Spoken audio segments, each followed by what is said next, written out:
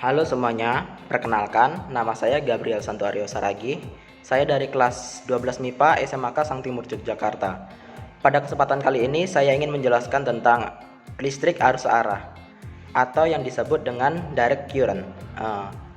Arus listrik searah atau direct current adalah arus listrik yang searah sehingga aliran muatan selalu searah.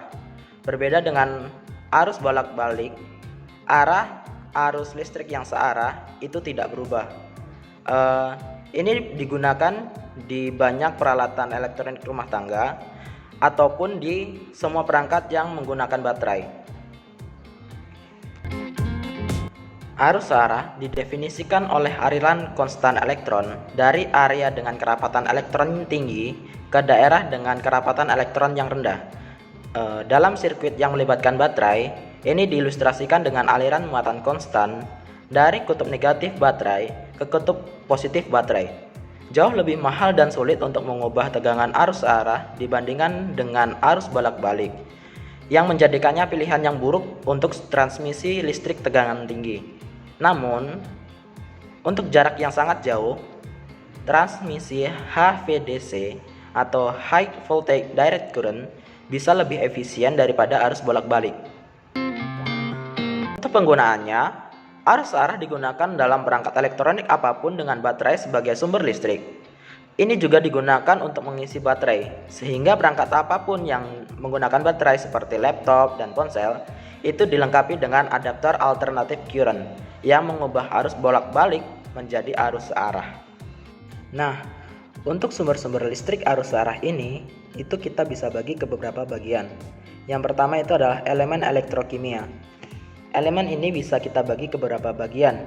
Yang pertama itu elemen primer, dan yang kedua adalah elemen sekunder. Untuk elemen primer, itu kita bisa bagi lagi ke elemen volta, elemen Daniell, elemen Leclanché, dan elemen kering. Sedangkan untuk elemen sekundernya, itu merupakan sumber arus listrik yang tidak memerlukan penggantian bahan bereaksi atau elemen setelah arus habis digunakan. Dan untuk pembagian yang kedua itu adalah generator arus searah. Nah, generator arus searah ini bisa kita bagi lagi ke beberapa jenis. Yang pertama itu adalah generator penguat terpisah, generator shunt, dan yang terakhir itu adalah generator kompon. Untuk bagian yang ketiga itu adalah termoelemen, yang mana termoelemen ini menggunakan energi panas. Dan pembagian yang terakhir itu adalah sel surya atau solar cell, di mana untuk sumber energinya kita memerlukan sinar matahari sebagai sumber energinya.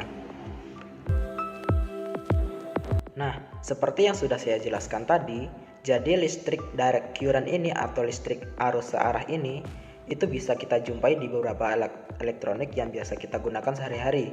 Biasanya seperti laptop, HP, ataupun alat elektronik yang biasanya menggunakan power supply atau power adapter, di mana fungsi adapter tersebut itu berguna untuk mengubah listrik arus bolak-balik atau alternatif current menjadi listrik arus searah atau direct current.